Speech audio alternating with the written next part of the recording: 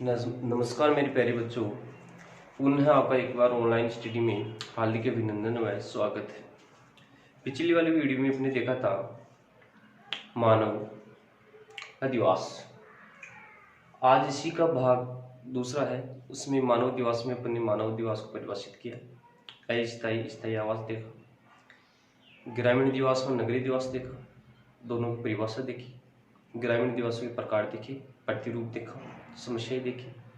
आज इसी सिलसिले व कारकों को आगे बढ़ाते हुए नगरीय दिवस की ओर देखते हैं। नगरीय दिवस क्या होता है, कितने प्रकार का होता है, उनकी समस्याएं क्या होती है। देखो आप, मानव दिवस, नगरीय दिवस। नगरीय दिवस किसे कहते हैं? वे दिवस जहाँ गैर प्राथमिक कार्य किए जाए या द्वितीय व तृतीय व्यवसाय होते हैं, वह भी क्या कहलाते हैं? नगरीय दिवस। नगरीय दिवस की विशेषताएं देखते हैं, क्या विशेषताएं होती है इनकी। अब विशेषता में के अंदर क्या देखना है, जो ग्रामीण दिवसों की समस्या थी, ध्यान देना, जो ग्रामीण दिवसों की समस्या थी उनका ही जस्ट उल्टा करना है, वो आपकी इसकी विशेषताएं हो जाएगी। क्या बताया मैंने? नगरीय ग्रामीण दिवसों की समस्या थी, उनका अपोजिट करो, वो नगरीय दिवसों की विशेषता हो जाएगी। ग्रामीण दिवसों की समस्या क्या थी, पिछली वाली वीडियो को आप देख सकते हो।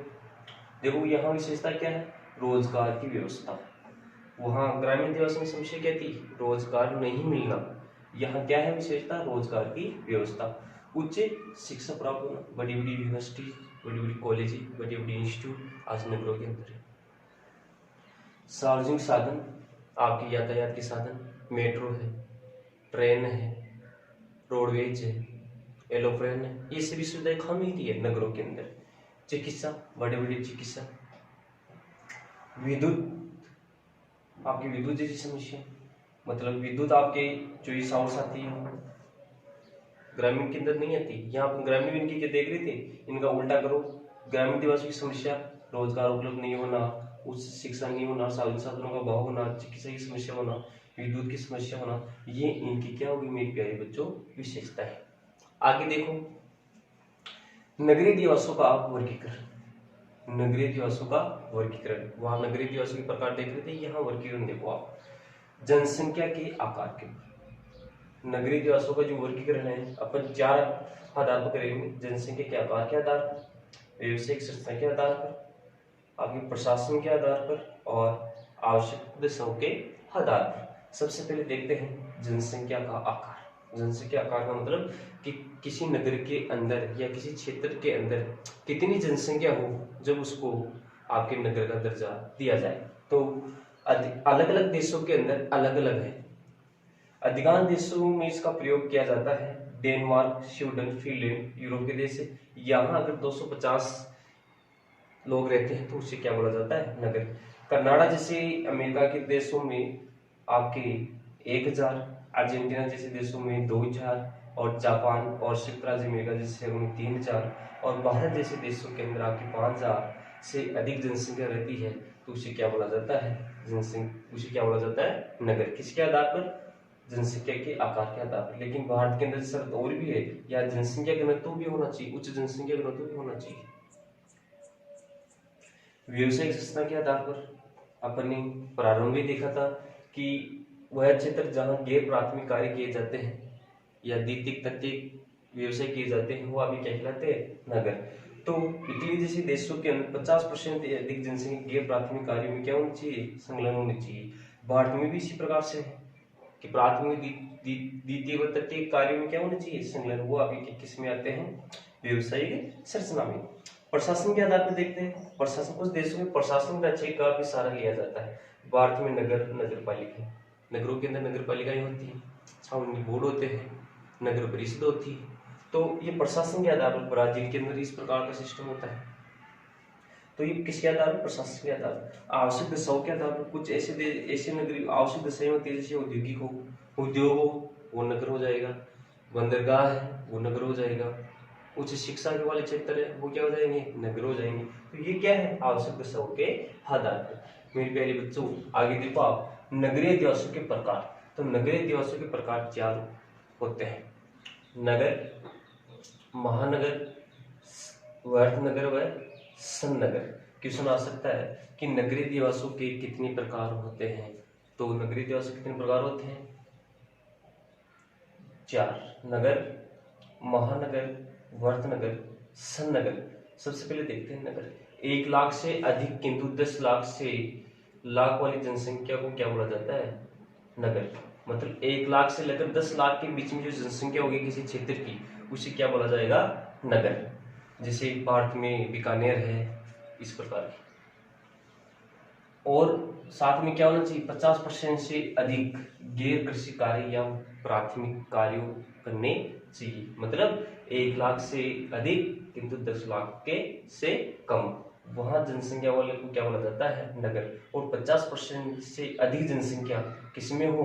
गैर प्राथमिक कार्य में, चाहे वो विनिर्माण उद्योग में हो, संचार में हो, परिवहन में हो, शिक्षा में, किसी में। महानगर 10 लाख से अधिक जनसंख्या वालों को क्या बोला जाए? 10 लाख से लेकर 50 लाख तक का बोल सकते हो, आगे क्या कहलाते हैं? महानगर। इन्हें मेट्रो सिटी भी कहा जाता है। इन्हें क्या बोला जाता है? Metro city. जैसे जयपुर हो गया, जोधपुर हो गया, इस प्रकार से कोट हो गई, ये क्या बोला जाता है? इनको मेट्रो सिटी भी कहा जाता है। वहट नगर, वहट का मतलब क्या होता है? बड़ा। मेगापोलिस, इन्हें मेगापोलिस कभी कभार क्वेश्चन आ जाता है कि मेगापोलिस किसे कहते हैं। वो आपके वर्तनगर नहीं देकर क्या बोल देता है? मेगापोलिस किसे कहते हैं। तो मेगापोलिस को किसे कहते हैं? वर्तनगर को क्या बोला जाता है? मेगापोलिस। और मेट्रो सिटी किसे कहा जाता है? महानगरों को क्या बोला जाता है? Metro city. देखो 50 लाख से अधिक जनसंख्या वाले को क्या बोला जाता है? वर्तनगर। जैसे न्यूयॉर्क हो गया, आपके चेन्नई हो गया, आपके मुंबई हो गई, इस प्रकार वाले। सन्नगर, देखो ये आगे क्या कहलाते हैं? सन्नगर। ये इंपॉर्टेंट है। 1915 में मैट्रिक गिड्स ने इस शब्द का क्या किया था? प्रयोग। कभी कभार किसने आता है कि सन्नगर का सर्वप्रथम प्रयोग किसने किया था और कब किया था?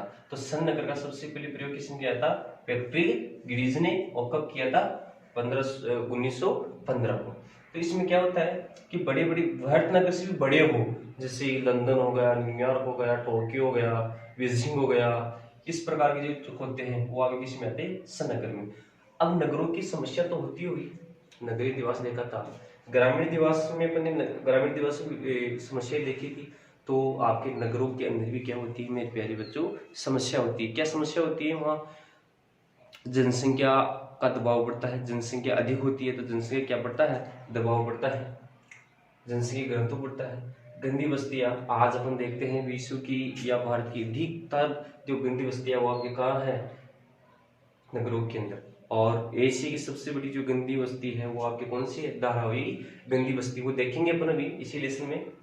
पर्यावरण प्रदूषण, उद्योगों के अंदर आपके उद्योग है, यातायात के साधन है, फैक्ट्रियां है, इनसे क्या निकलता है? धुआं निकलता है। तो अधिकतर लोग बीमारी से क्या है? श्वास जैसी बीमारी से क्या है? ग्रस्त है। खाद्य पदार्थ में मिलावट, जनसंख्या अधिक है, खाद्य पदार्थ कम है, तो वहाँ क्या हो जाता है? मिलावट हो जाता है। चोरी चकारी वाला सिस्टम, चोरी चकारी का सिस्टम भी अधिकतर कहाँ होता है? नगरों के अंदर होता है। क्योंकि युवा जो होते हैं रोजगार की तलाश में जाते हैं, रोजगार नहीं मिलता मेरे प्यारे बच्चों, तो वहाँ क्या करते? चोरी डकैती करते हैं। ये नगरों के अंदर क्या है? प्रमुख क्या है? समस्या है। दोबारा से देखो लेसन को। नगरीय दिवस वे क्षेत्र जहाँ गैर कृषि कार्य, गैर प्राथमिक कार्य किए जाते हैं, वहाँ भी क्या कहलाते हैं? नगर कहलाते हैं। इनकी विशेषता क्या होती है? रोजगार की व्यवस्था होना, उच्च शिक्षा होना, सार्वजनिक साधन होना, चिकित्सा दूध की व्यवस्था होना। नगरीय बस्तियों का वर्गीकरण किया अपने 4 आधार पर: जनसंख्या का आकार हुआ, व्यवसायिक संरचना, प्रशासन के आधार पर और आपके आवश्यक दशाओं के आधार पर। फिर अपने देखा नगरीय दिवसों के प्रकार: नगर, महानगर, वर्तनगर, सन्नगर। फिर अपने देखा कि नगरों की क्या होती है समस्या, क्या समस्या देखी अपने पर में, क्या देखी? समस्या। अब देखेंगे कि गंदी बस्तियों की क्या समस्याएं हैं। यहाँ पर क्या देखेंगे? अपने देखा कि वहां अधिकतर क्या बन जाती है? शहरों के अंदर क्या बन जाती है? गंदी बस्तियां। तो इन गंदी बस्तियों की क्या विशेषताएं होती है, क्या समस्याएं होती है, सरकार इनके लिए क्या कर रही है, सरकार को क्या करना चाहिए या इन्हें क्या करना चाहिए, वो अब देखें। नगरीय बस्तियों की समस्याएं।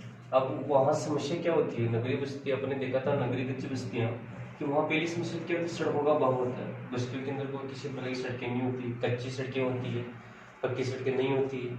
वर्षा के दिनों में समस्या होती है, पानी भर जाता है उनके अंदर। शुद्ध पेयजल व शुद्ध वायु की कमी, वहाँ शुद्ध पेयजल नहीं मिलता है। सीवर, कभी कभार तो ऐसा आता है कि सीवर लाइन का पानी ही उसमें हो जाता है। शुद्ध वायु की कमी, जनसंख्या अधिक होने के कारण वायु प्रदूषण अधिक होता है। शौचालय जैसी मूलभूत सुविधाओं का अभाव, शौचालय जैसी मूलभूत सुविधाएं भी नहीं होती वहाँ। शिक्षा हेतु विद्यालय का अभाव, शिक्षा हेतु विद्यालय को कच्ची बस्ती के बच्चे नहीं पढ़ पाते हैं, नहीं पढ़ने के कारण शिक्षा की कमी रहती है। फिर बाद में मजदूरी करते हैं, चोर चकारी करते हैं। कच्चे मकानों में आग लगने का खतरा, वहाँ कच्ची बस्तियां हैं तो मकान क्या होंगे, कच्चे होंगे। कच्चे होंगे तो कभी भी आग लग सकती है, इस प्रकार की समस्याएं होती है। समाज द्वारा हे दृष्टि से देखना, उन्हें समाज क्या देखता है, दूसरी दृष्टि से देखता है। जोखिमपूर्ण कार्य करते हैं अपनी आजीविका के साधन के लिए, रोजगार के लिए, अपनी क्या करते हैं, जोखिमपूर्ण कार्य करते हैं। अत्यधिक भीड़भाड़ होने के कारण संक्रमण का खतरा, अत्यधिक भीड़भाड़ है, एक ही मकान में कम से कम 20-25 लोग रहते हैं तो वहाँ संक्रमण जैसी बीमारियां जो होती है वो अधिक लगने का क्या रहता है, खतरा। जैसे आप मेरे प्यारे बच्चों को भी आपको पता ही होगा कि जहां जहां जिन शहरों के अंदर कच्ची बस्तियां हैं उन शहरों के अंदर आज कोरोना के जो प्रभाव है वो अत्यधिक शोचनीय है। वहाँ एक ही जगह 15 व्यक्ति रहते हैं, मान लीजिए उनमें एक भी संक्रमण होता है तो वो 15 के 15 व्यक्ति क्या हो जाएंगे, संक्रमण हो जाएंगे। आज मुंबई की हालत खराब, चेन्नई जैसे की हालत खराब है, जयपुर की हालत खराब है, दिल्ली की हालत खराब है, तो गुजरात की सूरत की हालत खराब है। तो इन क्षेत्रों की हालत खराब होने का कारण क्या है, इनमें अधिकतर पॉजिटिव कोरोना आने का कारण क्या है, क्योंकि एक ही मकान के अंदर 20-30-40-50 लोग रहते हैं, पास पास रहते हैं, संक्रमण की बीमारी क्या होती है, ज्यादा होती है। अब इनके लिए कुछ समाधान भी करना है। समाधान क्या कर सकती है सरकार, क्या कर सकती है सरकार द्वारा निम्न दरों पर आवास उपलब्ध कराना, रोजगार उपलब्ध कराए, जिससे जोखिमपूर्ण कार्य नहीं करे। सड़कों का निर्माण कराना है, कच्ची सड़कें तो कच्ची सड़कों का निर्माण कराओ, पर्यावरण कल्याण कार्यक्रम चलाओ इनके लिए। और कच्ची बस्तियों में क्या खोलना चाहिए, विद्यालय खोले जिससे शिक्षा बढ़े, वहाँ के बच्चे पढ़ सके, समझ सके, जान सके। अब देखते हैं इसके आगे मुंबई की धारावाही नगरी, ये तो भी कोरोना का हॉटस्पॉट है, सभी बच्चे जानते होंगे। मुंबई एशिया की सबसे बड़ी जो कच्ची बस्ती है, भारत की नहीं, एशिया की सबसे बड़ी जो कच्ची बस्ती है वो आगे क्या है, मुंबई की धारावाही नगरी। 18वीं शताब्दी में द्वीप था, 70 वर्ष पूर्व गुजरात के कुमारों ने इसे क्या किया था, बसाया था। पहले गुजरात जो था वो महाराष्ट्र के अंदर ही था। गुजरात किसमें था, महाराष्ट्र के अंदर। जैसे मुंबई था, मुंबई के 2 शहर बना दिए, 2 राज्य बना दिए, महाराष्ट्र और गुजरात। वर्ष 2011 की जनसंख्या के अनुसार वहां 60 लाख जनसंख्या थी और 1 लाख गृह में निवास करती। अब आप देख सकते, सॉरी 6 लाख जनसंख्या 1 लाख घरों के अंदर रहती है, तो एक मकान के अंदर या एक मकान के अंदर लगभग 15, 16, 17 व्यक्ति क्या होते हैं, रहते हैं, कच्ची बस्तियां रहती हैं। उनमें क्या समस्या है, परिवहन की समस्या है, उनमें भी समस्या है। तिपहिया वाहन भी नहीं जा सकता, चौपहिया वाहन की छोड़ के तिपहिया वाहन जाने में भी क्या होती है, असुविधा होती है। टेढ़ी मेढ़ी सड़कें होती है, कच्ची सड़कें होती है। भवनों व आवासों का अभाव होता है, कच्ची बस्तियां होती है तो वहाँ भवन 1 मंजिल 2 मंजिल ही होते हैं, कच्चे होते हैं, बरसात के दिनों में ढह जाते हैं। आधारभूत सुविधा, शौचालय का अभाव होता है, व्यवसाय को रोजगार नहीं मिलना, व्यापार नहीं होना। अब इनके लिए कुछ योजनाएं बनाई गई, मुंबई की धारावाही नगरी के लिए क्या बनाई गई है योजनाएं, जैसे मुकेश मेहता ने $2 बिलियन की लागत से इसे पुनर्निर्माण की क्या बनाई थी, योजना बनाई थी। और महाराष्ट्र सरकार भी इसे पुनर्निर्माण के लिए क्या बना रही है, योजनाएं बना रही है। कुछ लोगों को दूसरी जगह क्या कर रही है, शिफ्ट करने की क्या है, योजनाएं हैं। तो ये अपना इसमें इंपॉर्टेंट है, कभी बार क्वेश्चन आ जाए मुंबई की धारावाही नगरी को समझाइए या मुंबई की धारावाही नगरी की बाहरी योजनाएं क्या है। तो बाहरी योजना आपको मुकेश मेहता वाली योजना और महाराष्ट्र की पूर्ण सरकार की योजना ही लिख देनी है, ये काफी हो जाएगा आपके लिए। ये अपने देखकर गंदी बस्ती की समस्या नहीं देखी और समाधान देखे और मुंबई की धारावाही नगरी देखी। जय हिंद, जय भारत।